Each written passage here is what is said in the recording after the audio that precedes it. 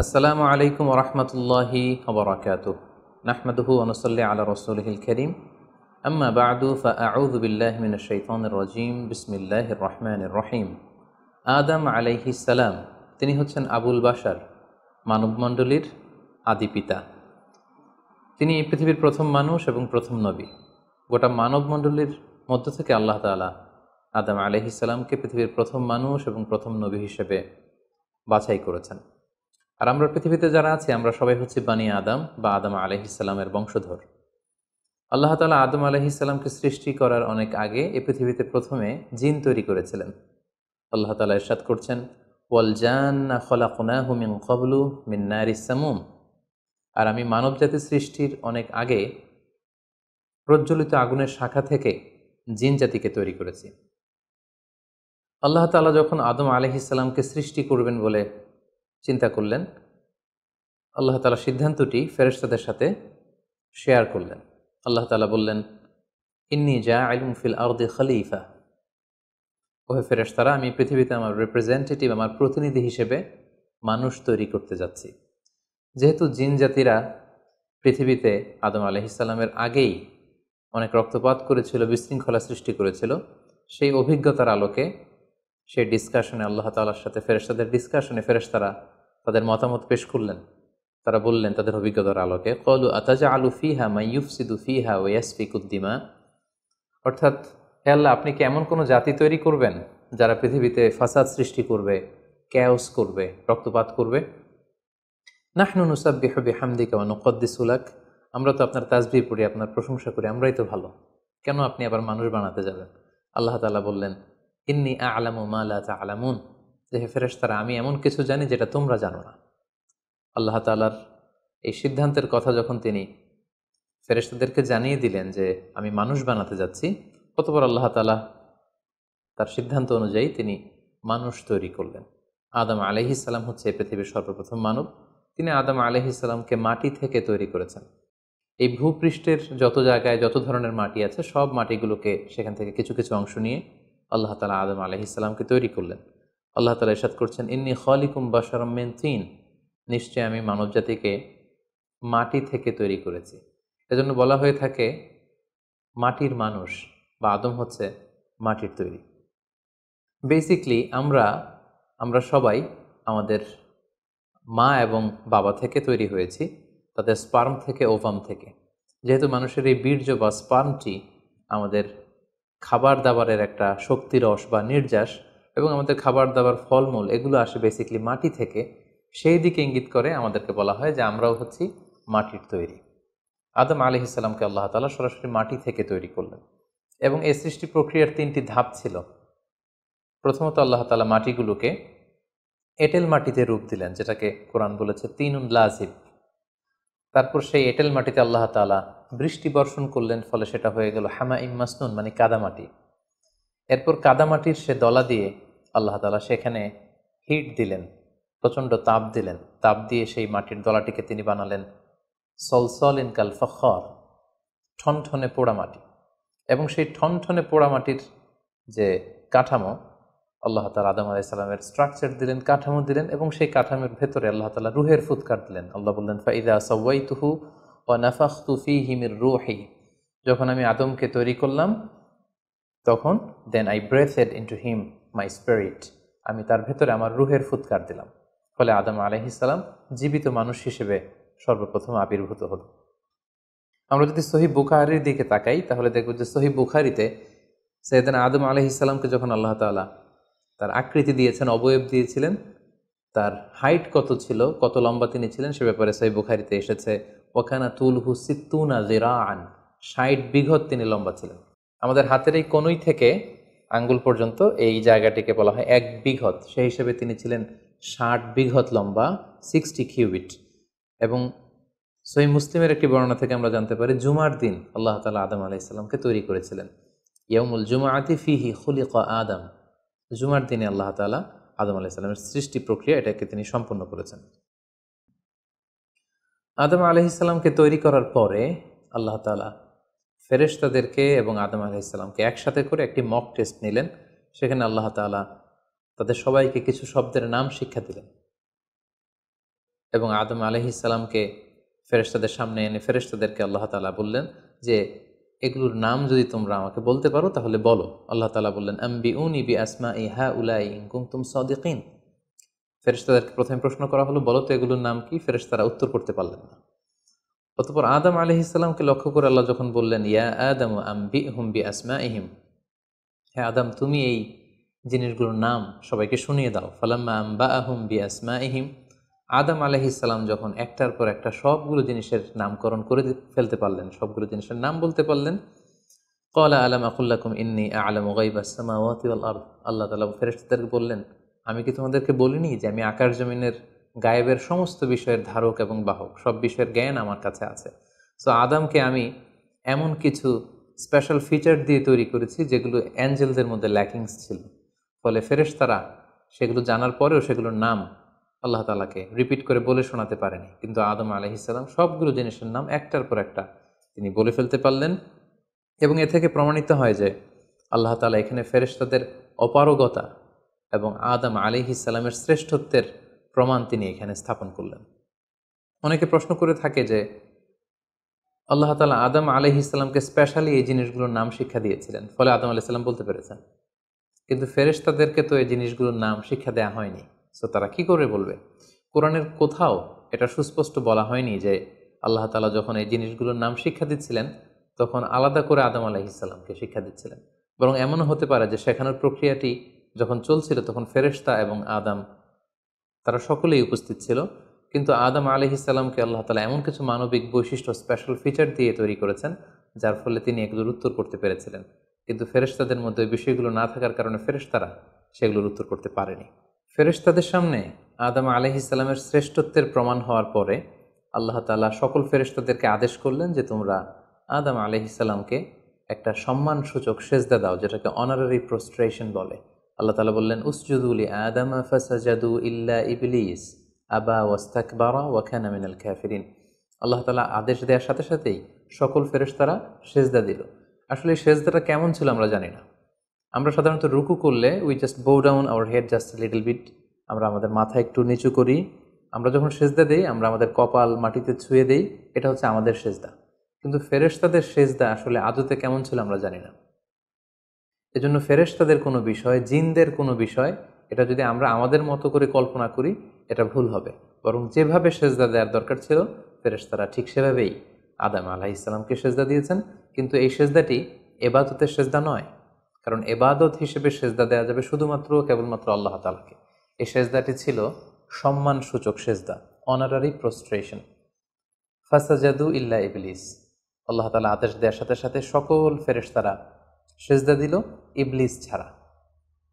আবা ওয়াস্তাকবারা ওয়া কানা মিনাল কাফিরিন, সে সেজদা দিতে অস্বীকৃতি জানালো, ফলে সে কাফিরদের অন্তর্ভুক্ত হয়ে গেল। এখন প্রশ্ন হচ্ছে হু ইজ দিস ইবলিস? ইবলিস কে? এতক্ষণ পর্যন্ত আমরা আল্লাহ তাআলার সাথে ফেরেশতাদের ডিসকাশন, শেয়ারিং শুনেছি। আদম আলাইহিস সালামকে হঠাৎ করে সৃষ্টি করলেন, কিন্তু নাও এ নিউ ক্যারেক্টার অ্যাপিয়ার্ড, নতুন একটি ক্যারেক্টার চলে এসেছে, সেটা হচ্ছে ইবলিস। ইবলিস হচ্ছে এক মহাজ্ঞানী সত্তা, যে হচ্ছে কানা মিনাল জিন। কোরআন আমাদেরকে কনফার্ম করেছে কানা মিনাল জিন্নি ফাফাসাকা আন আমরি রাব্বি। ইবলিস বা শয়তান বেসিকলি জিন জাতির অন্তর্গত। আমরা আমাদের আদম আলাইহিস সালামের আলোচনার শুরুতেই বলেছি যে আল্লাহ তাআলা মানব সৃষ্টির আগে এই পৃথিবীতে জিন তৈরি করেছিলেন। ইবলিস হচ্ছে সেই জিনের অন্তর্গত। সে এবাদতে এত বেশি পরিশ্রমী ছিল, সে বেশি বেশি আবাদত করতে করতে আল্লাহ তাআলার প্রিয় সত্তায়, প্রিয় ভাজনে পরিণত হয়েছে। ফলে আল্লাহ তাআলা তার স্ট্যাটাসকে অনেক হাই করে দিয়েছেন এবং ফেরেশতাদের সাথে থাকবার সুযোগ করে দিয়েছিলেন। তাকে আল্লাহ তাআলা এতটাই সম্মান দিয়েছিলেন, সে চাইলেই আল্লাহ তাআলার সাথে সরাসরি কথা বলতে পারত।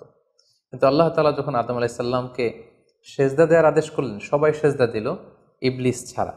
আল্লাহ তাআলা এ পর্যায়ে ইবলিসকে জিজ্ঞেস করলেন মা মানাআকা আল্লা তাসজুদা ইয আমারতুক, হে ইবলিস, কিসে তোমাকে বাধা দিল সেজদা দিতে? কেন তুমি সেজদা দিলে না? সবাই যেখানে সেজদা দিল তুমি কেন সেজদা দিলে না? ইবলিস তখন উত্তরে বলল আনা খায়রুম মিনহু খলাকতানি মিন নার ওয়া খলাকতাহু মিন তিন। আমি আদমের চাইতে শ্রেষ্ঠ। সে আল্লাহর সাথে আর্গুমেন্ট দিতে শুরু করলো, লজিক দিতে শুরু করলো। সে যদি অন্তত এতটুকু বলতো যে আল্লাহ আপনি কেন আমাকে সেজদা দিতে বলছেন, আমি এটার সিগনিফিকেন্স, এটার কারণ জানতে চাই, অথবা আল্লাহ আমি ভুল করে ফেলেছি, আপনি আমাকে ক্ষমা করুন, এর কোনোটাই না করে সে আল্লাহর সাথে আর্গুমেন্ট দিতে লাগলো। আর্গুমেন্টেটিভ একটা অ্যাটিটিউড তার মধ্যে গ্রো করলো। সে বলল খলাকতানি মিন নার ওয়া খলাকতাহু মিন তিন, আপনি আমাকে সৃষ্টি করেছেন আগুন থেকে, আদমকে সৃষ্টি করেছেন মাটি থেকে। আগুন হচ্ছে ঊর্ধ্বমুখী, আগুনের লেলিহান শিখা দাউ দাউ করে উপরের দিকে উঠতে থাকে, আর মাটির চাকা ঢিলা, ছেড়ে দিলে নিচে পড়ে যায়। সো ঊর্ধ্বমুখী কোনো জিনিস তো নিম্নমুখী কোনো জিনিসের কাছে নত হতে পারে না, আমি কেন সেজদা দেব? সে যখন আল্লাহ তাআলার কাছে এইভাবে যুক্তিতর্ক স্থাপন করলো, আল্লাহ তাআলা তার র্যাঙ্কিংকে নষ্ট করে দিলেন। আল্লাহ বললেন যে তুমি বিতাড়িত, অভিশপ্ত, লাঞ্ছিত এবং ধিক্কৃত। আল্লাহ তাআলা তার যে হাই র্যাঙ্ক এবং স্ট্যাটাস, সেই পদমর্যাদা, তাকে পদমর্যাদাচ্যুত করা হলো। ফলে সে তার আগের অবস্থানে আর থাকলো না। সে আল্লাহ তাআলাকে এবার বলতে আরম্ভ করলো, ক্বাল আনজিরনি ইলা ইয়াউমি ইউবআসুন, হে আল্লাহ, এত বছর আমি ইবাদত করার পরে আপনার প্রিয় ভাজন হলাম, কিন্তু শুধু আদমকে সম্মানসূচক সেজদা প্রদর্শন না করার কারণে আপনি আমার স্ট্যাটাসকে নামিয়ে দিলেন, আপনি আমাকে ধিক্কৃত, অভিশপ্ত বলে ঘোষণা করলেন। তাহলে আমি আপনার কাছে একটা জিনিস চাই, সেটা হচ্ছে আনজিরনি ইলা ইয়াউমি ইউবআসুন, আপনি আমাকে কিয়ামত পর্যন্ত হায়াত দিন, যাতে আমি কিয়ামত পর্যন্ত বেঁচে থাকতে পারি। এবং সে শুধু আল্লাহর সাথে আর্গুমেন্ট দিয়েই ক্ষান্ত হয়নি, সে এ পর্যায়ে আল্লাহ তাআলাকে চ্যালেঞ্জ ছুড়ে দিল। বেসিকলি যদিও ইবলিস এত এত ইবাদত করে আল্লাহ তাআলার প্রিয় হয়েছিল, ফেরেশতাদের পর্যায়ে চলে গিয়েছিল, আল্লাহ তাআলা তার সাথে ডিরেক্টলি কথা বলতো, কিন্তু ইবলিসের ভেতরে একটা সুপ্ত অহমিকা বোধ ছিল। আল্লাহ তাআলা চেয়েছেন এই ইনসিডেন্টের মধ্য দিয়ে সেই সুপ্ত অহমিকা বোধটা প্রকাশ করে দিতে। ইবলিস ভাবতো যে কেউ আমাকে ছাড়িয়ে যেতে পারবে না, আমি সবার চাইতে শ্রেষ্ঠ। সে বলেছিল আনা খাইরুম মিনহু, আমি তার চেয়ে শ্রেষ্ঠ। তার ভেতরে যে সুপ্ত অহমিকা বোধ, এই যে অ্যারোগ্যান্স, এই যে ইগোইস্টিক সমস্যা, আল্লাহ তাআলা চেয়েছেন এই ঘটনার অবতারণা ঘটিয়ে ইবলিসের ভেতরকার এই অহমিকা বোধকে প্রকাশ করে দিতে, এবং সেটাই ঘটেছে। এবার সে আল্লাহ তাআলাকে চ্যালেঞ্জ দিয়ে বলল যে আল্লাহ, আপনি আমাকে কিয়ামত পর্যন্ত হায়াত দিন, লা আকউদান্না লাহুম সিরাতাকাল মুস্তাকিম, আপনার এই আদম সন্তান, বনি আদমের যারা পৃথিবীতে আসবে, তারা কি করে জান্নাতে যায় সেটা আমি দেখে নেব। আমি সিরাতুল মুস্তাকিমের সামনে বসে থাকবো, যাতে করে তারা সরল সঠিক পথ পেতে না পারে, তারা যাতে সত্যের পথে থাকতে না পারে। আমি তাদেরকে সুম্মা লাআতিয়ান্নাহুম মিন বাইনি আইদিহিম ওয়া মিন খালফিহিম ওয়া আন আইমানিহিম ওয়া আন শামাইলিহিম, সামনে থেকে, পেছন থেকে, ডান দিক দিয়ে, বাঁ দিক দিয়ে, সব দিক দিয়ে আমি তাদেরকে কুমন্ত্রণা দিব, ধোঁকা দিব, টেম্পটেশন দিব, হুইসপারিং করব। ওয়ালা তাজিদু আকসারাহুম শাকিরিন, আপনি তাদেরকে শুকরগুজার কৃতজ্ঞ বান্দাদের অন্তর্ভুক্ত পাবেন না। আল্লাহ তাআলা বললেন লামান তাবিআকা মিনহুম লাআমলা আন্না জাহান্নামা মিনকুম আজমাইন, তুমি আমাকে চ্যালেঞ্জ দিচ্ছ, ঠিক আছে, আমিও তোমার চ্যালেঞ্জ নিলাম, চ্যালেঞ্জ অ্যাকসেপ্টেড। তোমাকে এবং তোমাকে যারা ফলো করবে, ফলোয়ারদেরকে, তাদের সবাইকে দিয়ে আমি জাহান্নামকে পরিপূর্ণ করব। আল্লাহ তাআলা ইবলিসকে কিয়ামত পর্যন্ত হায়াত দিলেন, তার চ্যালেঞ্জ গ্রহণ করলেন, এবং ইবলিসও তার মিশন এবং ভিশন ফিক্স করে নিল যে যে আদমের কারণে আজকে আমি এতটা ধিক্কৃত, অভিশপ্ত, লাঞ্ছিত, সে আদমকে এবং সে আদমের সন্তানদেরকে, বনি আদমকে আমি জাহান্নামে ঢুকানোর আগ পর্যন্ত ক্ষান্ত হব না। এবং আল্লাহ রাসূল সাল্লাল্লাহু আলাইহি ওয়াসাল্লাম বললেন যে ইন্না শাইতানা ইয়াজরি মিনাল ইনসানি মাজরাদ দাম, মানুষের রক্ত প্রবাহের সাথে ইবলিস মিশে যেতে পারে, সেখানে যে সে কুমন্ত্রণা দিতে পারে। সেই ঘটনার পর থেকে আল্লাহ তাআলার সৃষ্টির, দুইটি শক্তিশালী সৃষ্টির মধ্যে তৈরি হয়ে গেল চিরশত্রুতা, চিরবিদ্বেষ, চিরদ্বন্দ্ব, শয়তান আর বনি আদম। আদম আলাইহিস সালামকে যখন সেজদা করতে বলা হলো, সবাই সেজদা করলো, কিন্তু ইবলিস সেজদা করলো না। এই ঘটনার পর আদম আলাইহিস সালাম কেমন যেন একটু একাকিত্ব এবং অস্থিরতা ফিল করতে লাগলেন, লোনলিনেস, কারণ তার কোনো সাথী নেই, সঙ্গী নেই, প্রতিবেশী নেই, বন্ধু নেই, বান্ধব নেই, কেউ নেই। মানুষ হিসেবে তিনি কেবল একা, বড়ই একা। তার এই অস্থিরতা, তার এই একাকিত্ব, তার এই লোনলিনেসকে আল্লাহ তাআলা বুঝতে পেরে তার একজন সঙ্গিনী তৈরি করলেন। তিনি হচ্ছেন হাওয়া আলাইহিস সালাম, এই পৃথিবীর প্রথম মানবী। এবং আল্লাহ তাআলা বললেন ওয়াজআলা মিনহা যাওজাহা লিয়াসকুনা ইলাইহা, আল্লাহ তাআলা তার থেকেই তার একজন সাথী, তার সঙ্গিনী তৈরি করলেন, যার সান্নিধ্যে যে স্থির হতে পারে, সে প্রশান্তি পেতে পারে। অন্যত্র আল্লাহ তাআলা বলছেন, খালাকা মিনহা যাওজাহা ওয়া বাসসা মিনহুমা রিজালান কাসীরাও ওয়া নিসাআ। আল্লাহ তাআলা আদমের মধ্য থেকেই তার সাথীকে বা তার জোড়াকে অর্থাৎ হাওয়াকে তিনি তৈরি করলেন, এবং এই আদম আর হাওয়া থেকে গোটা বিশ্বের সকল মানব মণ্ডলীকে তিনি তৈরি করেছেন। আদম আলাইহিস সালামের কোন জায়গা থেকে হাওয়া আলাইহিস সালামকে তৈরি করা হয়েছে? সহিহ বুখারীতে এসেছে, খুলিকনা মিন তিলা, পাঁজরের হাড় থেকে। আদম আলাইহিস সালামের বাম পাঁজরের উপর দিকের বাঁকা হাড় থেকে আল্লাহ তাআলা হাওয়া আলাইহিস সালামকে তৈরি করেছেন। হাওয়া শব্দটি এসেছে আরবি শব্দ হাই থেকে। হাই মানে জীবিত, প্রাণবন্ত। যেহেতু জীবন্ত আদম থেকে ওনাকে সৃষ্টি করা হয়েছে, তাই তাকে হাওয়া বলা হয়। অথবা আদম আলাইহিস সালাম হাওয়া আলাইহিস সালামের সঙ্গ পেলেই তিনি উজ্জীবিত হয়ে ওঠেন, প্রাণোচ্ছল হয়ে ওঠেন, এজন্য ওনাকে হাওয়া বলা হয়। তাহলে পৃথিবীর প্রথম মানবী হাওয়া আলাইহিস সালামকে আল্লাহ তাআলা আদম আলাইহিস সালামের নিঃসঙ্গতা, একাকিত্ব এবং লোনলিনেস যে ফিলিংটা, এটা দূর করার জন্য তার একজন সঙ্গী তিনি ঠিক করে দিলেন, আদম এবং হাওয়া। ইংরেজিতে বলা হয় অ্যাডাম অ্যান্ড ইভ। এবং আল্লাহ তাআলা তাদের দুজনকে জান্নাতে থাকবার পারমিশন দিলেন। আল্লাহ তাআলা বললেন, ওয়াকুলনা ইয়া আদম উসকুন আনতা ওয়া যাওজুকাল জান্নাহ। আদম, তুমি আর তোমার স্ত্রী বা তোমার সঙ্গিনী দুজনে মিলে জান্নাতে থাকো। তবে এক্ষেত্রে কিছু ডুজ অ্যান্ড ডোন্টস আছে, কিছু ওয়ার্নিং আছে, কিছু প্রিকশন আছে। সেটা হচ্ছে, ওয়াকুলা মিনহা রাগাদান হাইসু শি'তুমা। এই বাগানে, এই জান্নাতের যেখান থেকে মনে যায় তৃপ্তি সহকারে তোমরা উভয়ে খাও, কিন্তু ওয়ালা তাকরাবা হাযিহি শাজারাতা ফাতাকুনা মিনাল যালিমিন। জান্নাতের যেখান থেকে মনে চায় তোমরা খেতে পারো, পান করতে পারো, ঘুরে বেড়াতে পারো, আনন্দ উৎসব করতে পারো, কিন্তু ওয়ালা তাকরাবা হাযিহি শাজারা, এই গাছের ফল খাবে না। Be aware of this tree, এই গাছের কাছেও যাবে না। যদি যাও, যদি খাও, তাহলে ফাতাকুনা মিনাল যালিমিন, তোমরা জালিমদের অন্তর্ভুক্ত হয়ে যাবে। তাহলে আল্লাহ তাআলা আদম এবং হাওয়াকে জান্নাতে থাকার সুযোগ দিলেন, সেখানে কি করা যাবে কি করা যাবে না সেটা বাতলে দিলেন, ডুজ অ্যান্ড ডোন্টস দিলেন এবং ওয়ার্নিং দিয়ে দিলেন। কিন্তু তারপর যেটা ঘটলো সেটা হচ্ছে, আমরা জানি যে ইবলিস কিন্তু তার মিশন এবং ভিশনকে ফিক্স করে নিয়েছে যে সে আদমকে গোমরা করেই ছাড়বে, ধোঁকা দিয়েই ছাড়বে। এবং সে অনুপাতে সে সামহাও জান্নাতে ঢুকে আদম এবং হাওয়া আলাইহিস সালামকে উইসপারিং করে, টেম্পটেশন দিয়ে, কুমন্ত্রণা দিয়ে তাদেরকে বিভ্রান্ত করে ফেলল। কোরআন বলছে, ফাওয়াসওয়াসা লাহুমা শাইতান লিইউবদিয়া লাহুমা মা উরিয়া আনহুমা মিন সাওআতিহিমা। শয়তান তাদের দুজনকে টেম্পটেশন দিয়ে, কুমন্ত্রণা দিয়ে ধোঁকার মধ্যে ফেলে দিল। শয়তান এসে বলল, আমাকে আল্লাহ সৃষ্টি করেছেন অনেক আগে, তোমাদেরকে সৃষ্টি করার আগে আল্লাহ তাআলা আমাদেরকে জানিয়েছিলেন যে তোমাকে এবং হাওয়াকে আল্লাহ তাআলা এই জান্নাতে রাখতে চান না, তোমাদের দুজনকে আল্লাহ পৃথিবীতে পাঠিয়ে দিতে চান। কারণ এখানে তারাই থাকতে পারবে যারা ফেরেশতা, তোমরা ফেরেশতা নও। আর এখানে পার্মানেন্টলি থাকার জন্য, রেসিডেন্সিয়াল পারমিটের জন্য একটা জিনিস লাগে, সেটা হচ্ছে ওই গাছের ফল খেতে হয়। যারা ওই গাছের ফল খেয়ে ফেলবে তারা এখানকার চিরকালীন বাসিন্দা হয়ে যাবে, তারা কখনো পৃথিবীতে যাওয়া লাগবে না। সো এই জন্য আল্লাহ তাআলা তোমাদেরকে ফল খেতে নিষেধ করেছেন ওই গাছে। তোমরা যদি ওই গাছের ফল খেয়ে ফেলো তাহলে তোমরা এখানকার চিরস্থায়ী অধিবাসী হয়ে যাবে। কোনোভাবেই আল্লাহ তাআলা তোমাদেরকে এখান থেকে তাড়াতে পারবেন না। কিন্তু আল্লাহ তাআলা চাইছেন তোমাদেরকে এখান থেকে তাড়িয়ে পৃথিবীতে পাঠিয়ে দিবেন। আমি তোমাদেরকে কসম করে বলছি, আমি তোমাদের ওয়েল উইশার, শুভাকাঙ্ক্ষী। শয়তান বলল যে, ওয়াকাসামাহুমা ইন্নী লাকুমা মিনান নাসিহিন, নিশ্চয় আমি তোমাদের জন্য শুভাকাঙ্ক্ষী, তোমরা আমার কথা শোনো। যদি এখানে আরামে দিনাতিপাত করতে চাও তাহলে তোমরা এই ফল খাও, ফলে তোমাদেরকে আর কোথাও যাওয়া লাগবে না। আদম আলাইহিস সালাম আল্লাহ তাআলা সে দেয়ার ডুজ অ্যান্ড ডোন্টস, সে ওয়ার্নিংয়ের কথা ভুলে তিনি এবং তার স্ত্রী ওই নিষিদ্ধ ফল থেকে খাওয়া শুরু করলেন। এবং খাওয়ার সাথে সাথেই ফালাম্মা যাকা শাজারাতা বাদাত লাহুমা সাওআতুহুমা ওয়া তাফিকা ইয়াখসিফানি আলাইহিমা মিন ওয়ারাকিল জান্নাহ।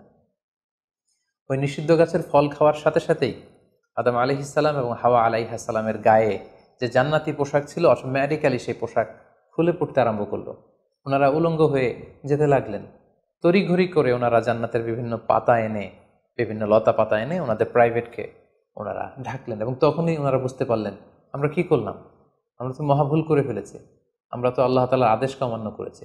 আল্লাহ তাআলার সাথে সাথে বললেন, আলাম আনহাকুমা আন তিলকুমা শাজারা, আদম এটা তোমরা কি করলে, আমি তো এটা কখনো এক্সপেক্ট করিনি, আমি কি তোমাদেরকে নিষেধ করিনি এই গাছের ফল খেতে, এবং আমি কি তোমাদেরকে বলে দেইনি যে ইন্না শাইতানা লাকুম আদুউম মুবিন, শয়তান তোমাদের সুস্পষ্ট চিরশত্রু, কেন তোমরা এই কাজটা করলে?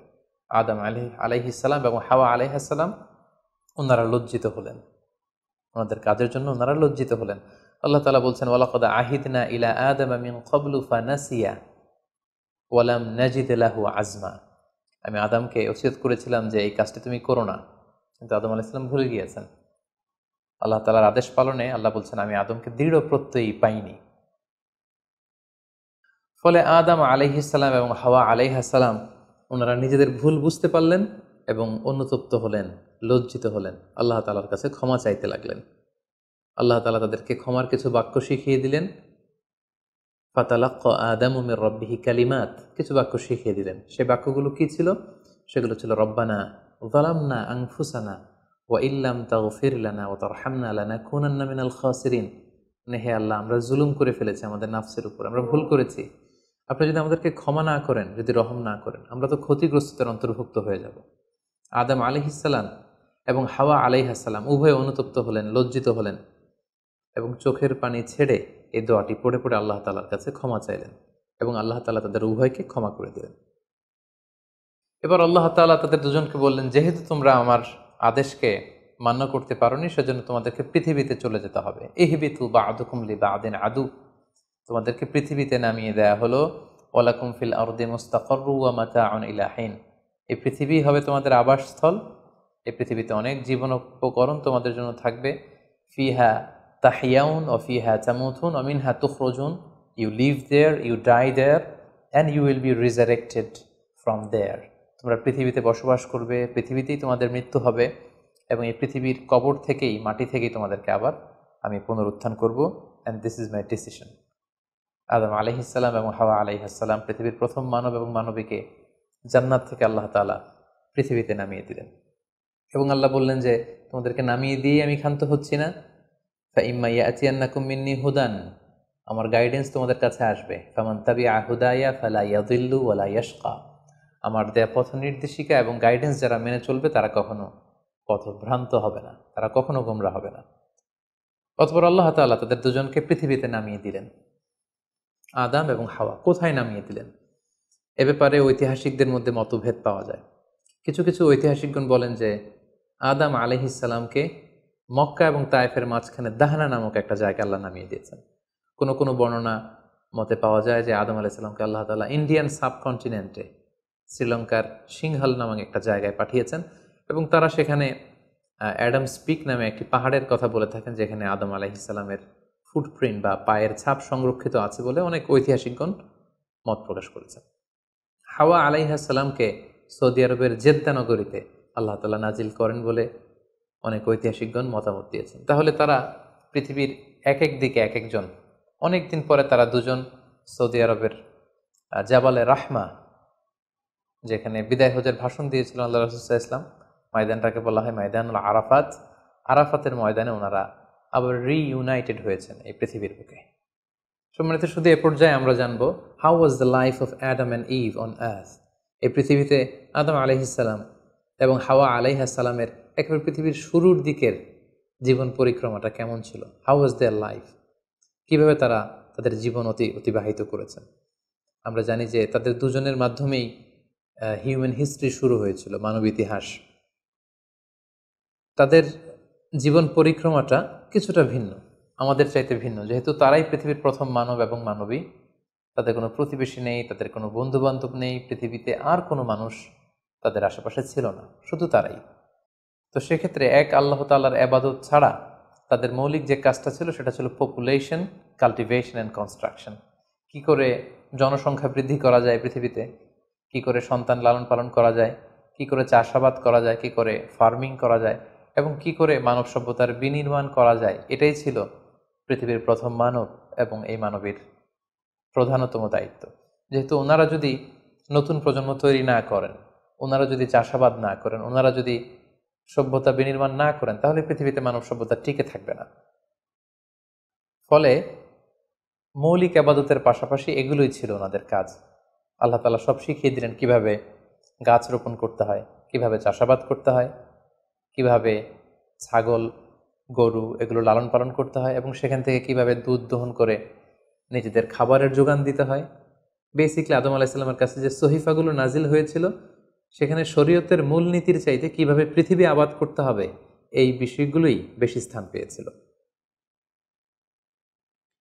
এক্ষেত্রে সবচেয়ে মজার ব্যাপার হচ্ছে আদম আলাইহিস সালামের এই জীবন পরিক্রমার সবচেয়ে গুরুত্বপূর্ণ একটি মজার বিষয় হচ্ছে যে কিছুদিন পরেই তাদের কুলকে আলোকিত করে, তাদের সংসারকে আলোকিত করে নতুন প্রজন্ম আসতে শুরু করলো।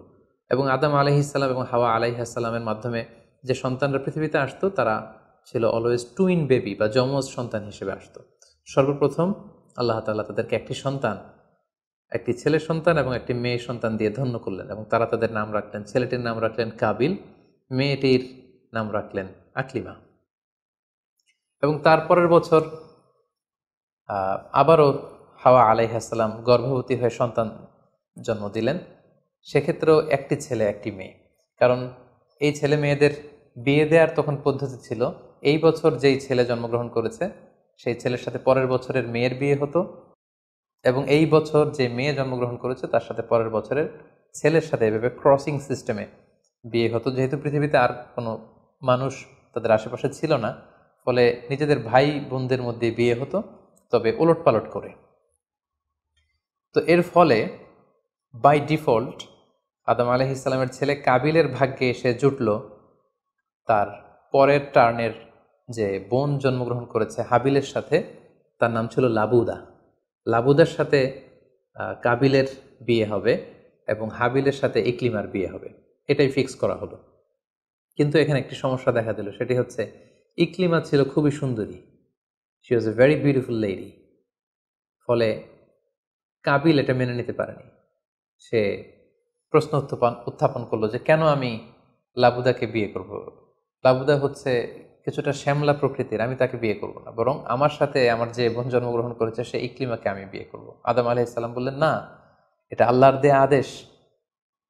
তোমার সাথে তোমার যে যমজ বোন জন্মগ্রহণ করেছে তাকে তুমি বিয়ে করতে পারবে না, বরং তোমার পরে হাবিল এবং লাবুদা যে জন্মগ্রহণ করেছে সে লাবুদা হবে তোমার স্ত্রী এবং তোমার সাথে তোমার যে বোন আকলিমা জন্মগ্রহণ করেছে সে আকলিমা হবে হাবিলের স্ত্রী।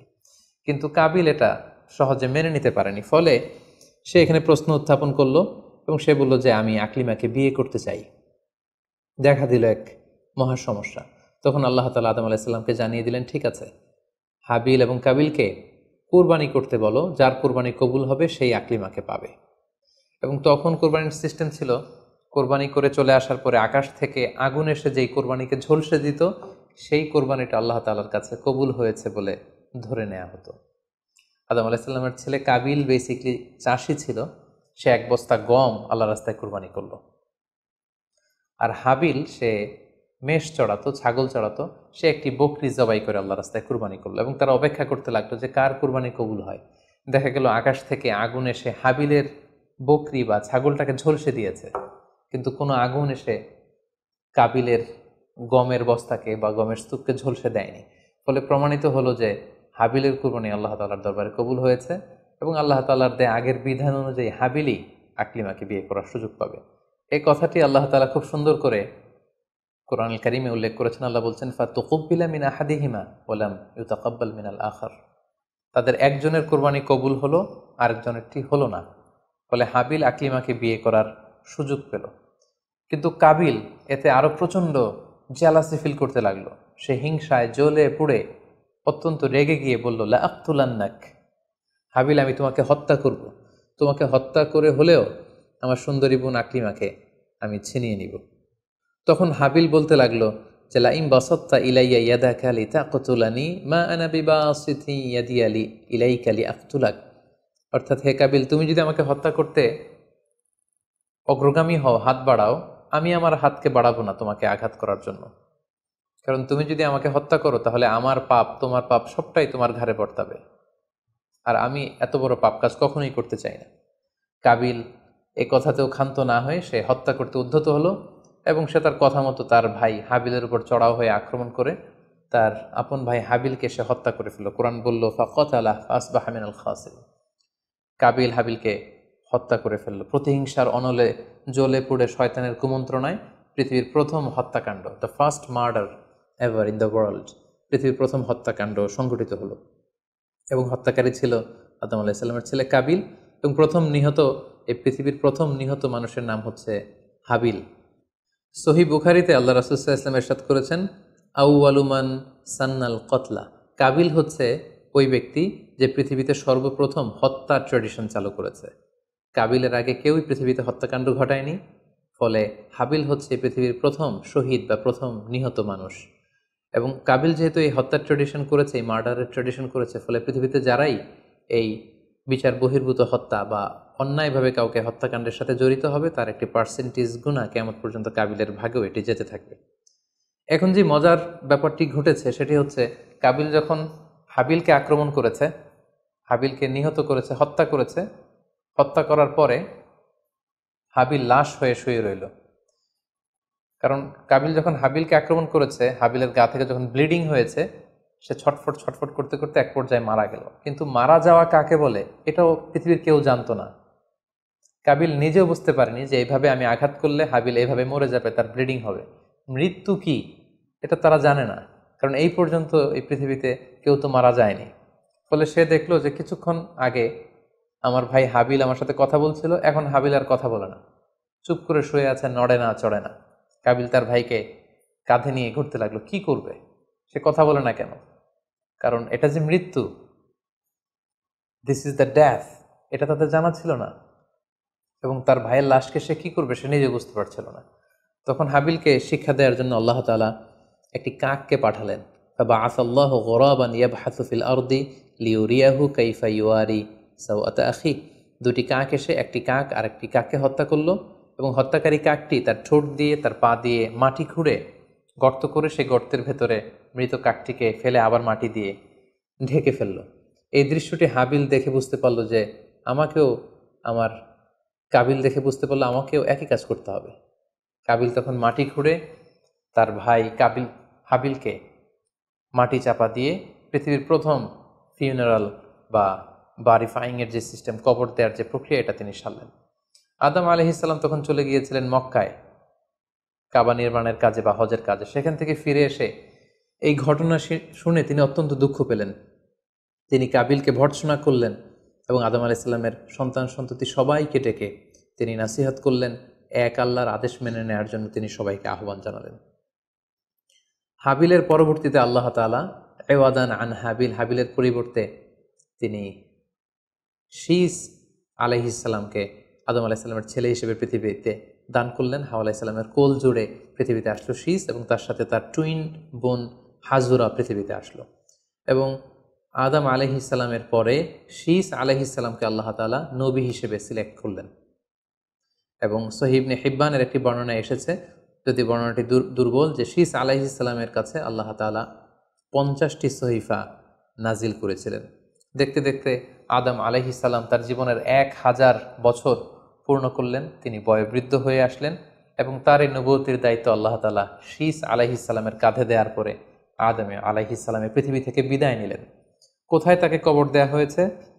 ঐতিহাসিকদের মধ্যে একাধিক মত পাওয়া যায়। কোনো কোনো বর্ণনা মতে ওনাকে মক্কাতে কবরস্থ করা হয়েছে, কোনো কোনো ঐতিহাসিক বর্ণনা মতে ওনাকে বাইতুল মাকদাসে কবরস্থ করা হয়েছে। আর ঠিক এভাবেই পৃথিবীর প্রথম মানব এবং প্রথম নবী আদম আলাইহিস সালাম এই পৃথিবী থেকে বিদায় নিয়ে পরপারে পাড়ি জমালেন। সম্মানিত শুধু আদম আলাইহিস সালামের এই জীবনী থেকে আমাদের জন্য কি শিক্ষা?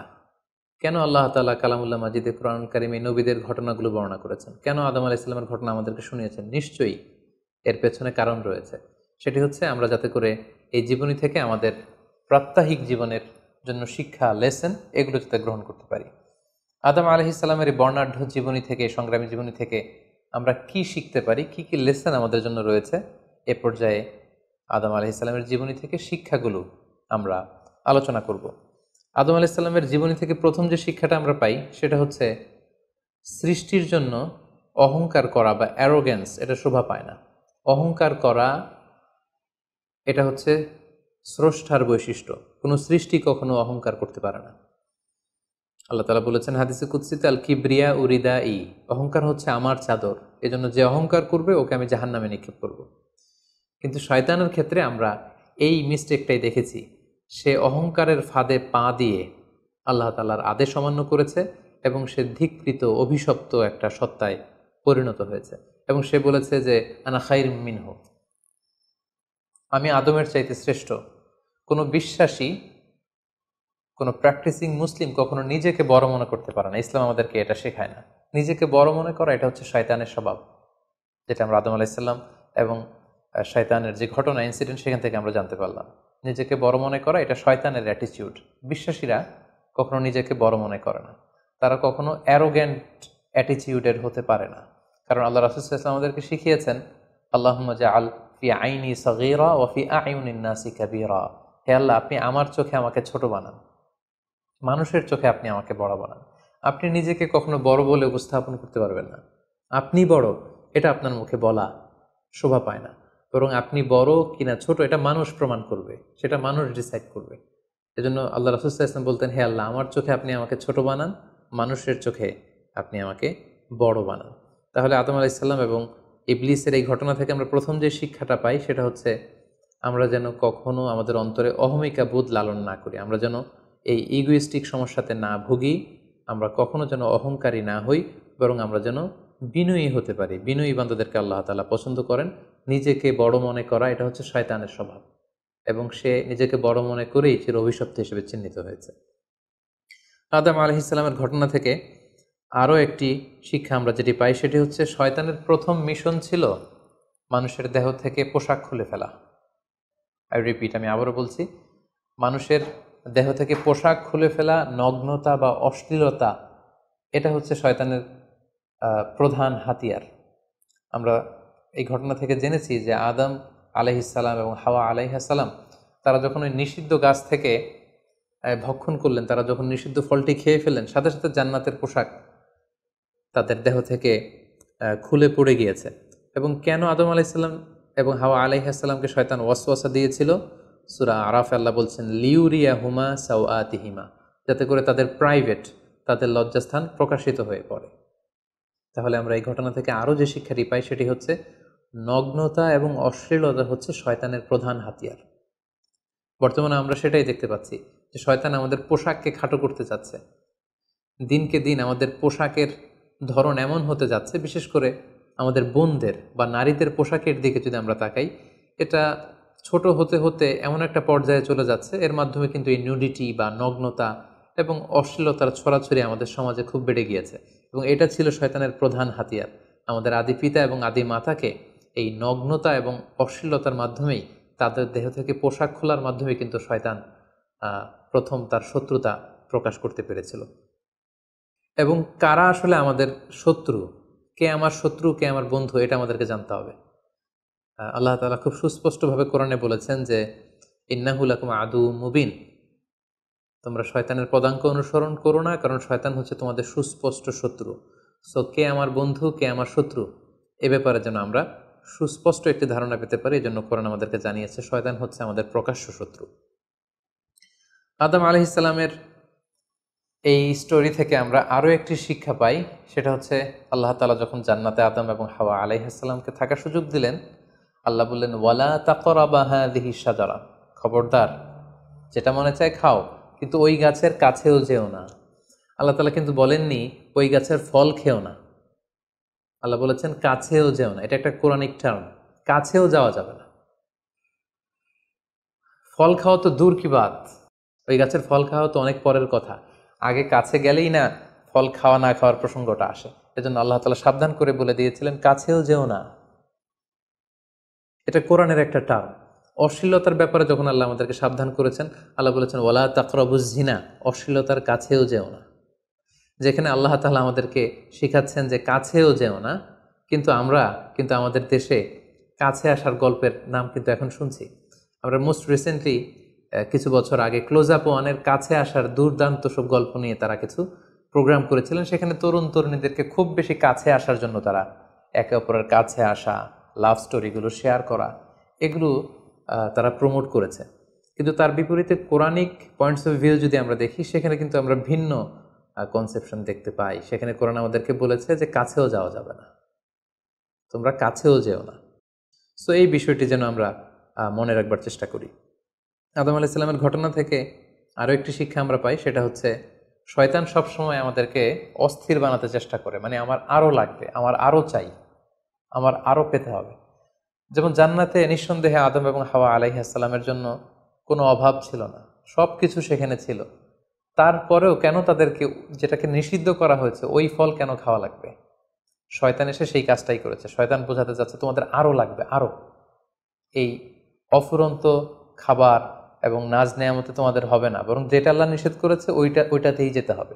সো এটা হচ্ছে শয়তানের একটা ধোঁকা দেওয়ার পদ্ধতি। শয়তান সবসময় আমাদেরকে আরও চাই, আমাদের আরও লাগবে, আরও পাওয়ার জন্য শয়তান আমাদেরকে উৎসাহিত করে।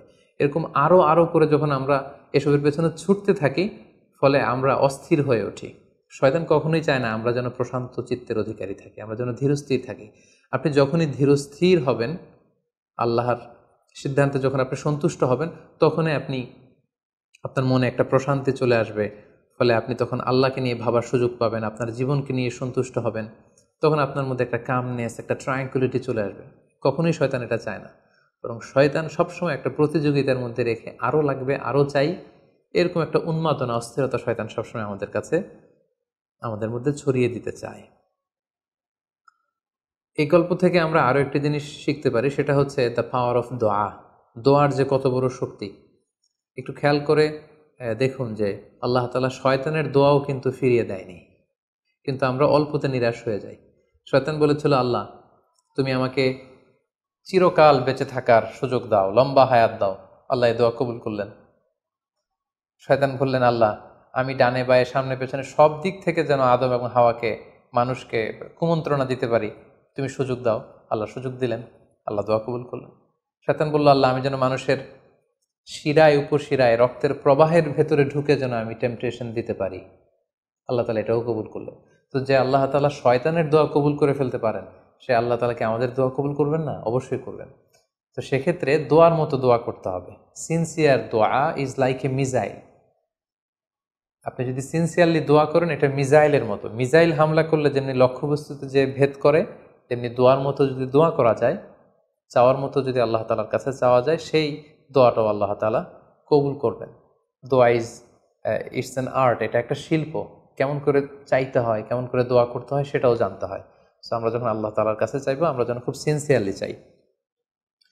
5 নম্বর যেই শিক্ষাটি আমরা পাই, সেটা হচ্ছে রিপেন্টেন্স, অনুতপ্ত হওয়া। শয়তানও আল্লাহর আদেশ অমান্য করেছে, আদম আলাইহিস সালামও আদেশ অমান্য করেছে। আল্লাহ বলেছেন সেজদা দাও, শয়তান সেজদা না দিয়ে আদেশ অমান্য করল। আল্লাহ তাআলা আদমকে বলেছেন এই গাছের কাছে যেও না, আদম আলাইহিস সালাম ভুল করে খেয়ে তিনিও আদেশ অমান্য করলেন। পার্থক্যটা কোথায়? পার্থক্য হচ্ছে শয়তান ভুল করে, সে ভুলের উপর অটল থেকে গিয়েছিল, অহংকার করেছিল। কিন্তু আদম আলাইহিস সালাম ভুল করে তিনি অনুতপ্ত হয়েছিলেন। শয়তান ভুল করে ভুলের উপর স্থির থাকে, আর আল্লাহর প্রিয় বান্দারা ভুল করে তারা আল্লাহ তাআলার কাছে ক্ষমা চায়। আমরা মানুষ হিসেবে আমাদের ভুল হতেই পারে, এটা খুবই স্বাভাবিক। কুল্লুকুম খত্তা, তোমরা সবাই পাপী, ও খৈরুল খত্তাইনা আত-তাওয়াবুন। এই পাপীদের মধ্যে সবচেয়ে শ্রেষ্ঠ পাপী হচ্ছে যে পাপী পাপ করার পরই আল্লাহ তাআলার কাছে তওবা করে, অনুতপ্ত হয়। অনুতপ্ত বান্দার চোখের পানির যে কত পাওয়ার, জাহান্নামের আগুন কোনো কিছু দিয়ে নেভানো সম্ভব না, কিন্তু অনুতপ্ত বান্দার চোখের পানি দিয়ে জাহান্নামের আগুন নিভে যায়। একজন বান্দা যখন ভুল করে, পাপ করে, ভুল বুঝতে পেরে অনুতপ্ত হয়ে চোখের পানি ছাড়ে, তার চোখের পানি চোখ বেয়ে, তার নাকের ডগা বেয়ে মাটিতে পড়ার আগেই আল্লাহ অনুতপ্ত বান্দার সব গুনাহ মাফ করে দেন। তাই আমরা যেন আল্লাহ তাআলার কাছে অনুতপ্ত হতে পারি। শয়তান আল্লাহকে সেদিন চ্যালেঞ্জ দিয়ে বলেছিল, আল্লাহ আমি দেখে নেব কি করে তুমি তোমার বান্দাদেরকে জান্নাতে ঢুকাও। আল্লাহ তাআলা বললেন, চ্যালেঞ্জ অ্যাকসেপ্টেড, তোমার চ্যালেঞ্জকে আমিও গ্রহণ করলাম। তুমি আজীবন আমার বান্দাদেরকে ধোঁকা দিবে, কিন্তু আমার বান্দা যখন অনুতপ্ত হয়ে চোখের পানি ছেড়ে ক্ষমা চাইবে, আমি জীবনের সব গুনাহ মাফ করে দেব। সো অনুতপ্ত হয়ে আল্লাহর কাছে চাওয়ার এই সুযোগকে যেন আমরা নষ্ট না করি। আমরা যেন ভুল করলে আল্লাহ তাআলার কাছে ক্ষমা চাই, আমরা যেন তাওবা করে ফিরে আসি। 6 নম্বর যে শিক্ষাটি আমরা আদম আলাইহিস সালামের গল্প থেকে পাই, সেটা হচ্ছে our life is full of struggle. আমাদের জীবনটা হচ্ছে খুবই স্ট্রাগল করে এই জীবনটাকে লিড করতে হয়। এখানে অনেক ইফোর্ট দিতে হয়। দুনিয়াকে বলা হয় দারুল আসবাব, পরিশ্রম করে, লড়াই করে নিজের অবস্থানকে এখানে জানান দিতে হয়। প্রতিকূল পরিবেশে কিভাবে আপনি টিকে থাকবেন, দুর্যোগ মোকাবেলা করে কিভাবে আপনি টিকে থাকবেন সেটার শিক্ষা কিন্তু এই পৃথিবীতে আছে। যেমন আদম আলাইহিসসালাম, হাওয়া আলাইহিসসালাম যখন পৃথিবীতে এসেছেন তাদের জন্য সব কিছু যে একেবারে প্রিপেয়ার্ড ছিল ব্যাপারটি এমন নয়। ওনাদেরকে কষ্ট করতে হয়েছে, ওনাদেরকে চাষাবাদ করতে হয়েছে, মেষ পালন করতে হয়েছে, গাছ রোপণ করতে হয়েছে, ঝড় ঝঞ্ঝা বন্যা এই প্রতিকূল পরিবেশে তাদেরকে টিকে থাকার লড়াই করতে হয়েছে। ফলে এই পৃথিবীতে টিকে থাকতে হলে লড়াই করতে হয়, সংগ্রাম করতে হয়। এই জীবনটা হচ্ছে সংগ্রামময় একটা জীবন। ফলে আদম আলাইহিস সালামের এই সংগ্রামী জীবন থেকে আমরা এটাও বুঝতে পারি যে এখানে আমাদেরকে টিকে থাকার জন্য লড়াই করে করে নিজের অস্তিত্বের জানান দিতে হবে। সর্বশেষ আদম আলাইহিস সালামের জীবনী থেকে যে আমরা শিক্ষাটি পাই সেটি হচ্ছে এই পৃথিবীতে অনেক ধরনের ফিতনা আছে, এর মধ্যে নারী ঘটিত ফিতনা একটি বড় ধরনের ফিতনা, এবং এই পৃথিবীর প্রথম যে হত্যাকাণ্ড সেটা নারী ঘটিত কারণেই হয়েছে। এবং সহিহ মুসলিম আল্লাহ রাসূল সাল্লাল্লাহু আলাইহি ওয়াসাল্লাম বলেছেন, ফাইন্না আউওয়ালা ফিতনাতি বানি ইসরাঈল কানাত ফিন্নিসা, বনি ইসরায়েলের প্রথম ফিতনাও নারীদের ব্যাপারেই ঘটেছে। এবং আল্লাহ রাসূল বলেছেন, আমার পরে তোমাদের জন্য নারীদের ফিতনার চাইতে বড় কোনো ফিতনা আমি রেখে যাইনি। ফলে এই নারী ঘটিত ফিতনা থেকে আমাদেরকে সাবধান থাকতে হবে। বর্তমানেও যখন আমরা পত্রপত্রিকা খুলি প্রায় কিন্তু আমরা এই ধরনের অশ্লীলতা, নগ্নতা, ধর্ষণের মতো জঘন্য ঘটনার কথা আমরা শুনি। এতে করে আমরা বুঝতে পারছি যে নারী ঘটিত ফিতনাটা আসলেই অনেক বড় ফিতনা। এক্ষেত্রে আসলে নারীদেরকে ব্লেম করা হচ্ছে না, এক্ষেত্রে উভয়ই সমানভাবে অপরাধী। নারী পুরুষ উভয়কে আল্লাহ তাআলা তাদের চোখকে অবনমিত রাখতে বলেছেন। এই হাদিস দ্বারা এটা প্রমাণ হয় না যে নারীদেরকে ব্লেম করা হচ্ছে, বরং ঘটনাটা যেহেতু নারী কেন্দ্রিক সেহেতু নারী ঘটিত ফিতনার কারণে পৃথিবীতে প্রথম হত্যাকাণ্ড ঘটেছে, এবং এখনও এ জাতীয় ঘটনার কারণে অনেক ধরনের ফাসাদ ফিতনা সমাজে ছড়িয়ে পড়ছে। সো আমাদেরকে আদম আলাইহিস সালামের জীবনী থেকে আরও একটি শিক্ষা হচ্ছে এই নারী ঘটিত ফিতনা থেকে বেঁচে থাকার জন্য নারী পুরুষ উভয়কেই তাদের নজর বা দৃষ্টির লাগাম টেনে ধরতে হবে। দৃষ্টিকে যদি আমরা নিয়ন্ত্রণ করতে না শিখি তাহলে ফিতনা কমানো সম্ভব না। আল্লাহ রাসূল সাল্লাল্লাহু আলাইহি ওয়াসাল্লাম বলেছেন, আন-নাযার সাহমুন মিন সিহামি ইবলিস, দৃষ্টি হচ্ছে শয়তানের বিষ মাখানো তীরবানের মধ্যে থেকে একটি তীর। এই বিষ মাখানো তীর দিয়ে শয়তান নারী পুরুষকে কাবু করে অশ্লীলতার পথের দিকে নিয়ে যায়। সম্মানিত শুধু এই ছিল আদম আলাইহিস সালামের সংগ্রামী জীবন কাহিনী এবং ওনার জীবনী থেকে আমাদের জন্য কিছু লেসন বা শিক্ষা। আল্লাহ তাআলা আমাদের সবাইকে নবীদের রেখে যাওয়া পথ এবং মতে তাদের অনুসৃত পথে আমাদেরকে পরিচালিত করুক। আসসালামু আলাইকুম ওয়া রাহমাতুল্লাহি ওয়া বারাকাতুহু।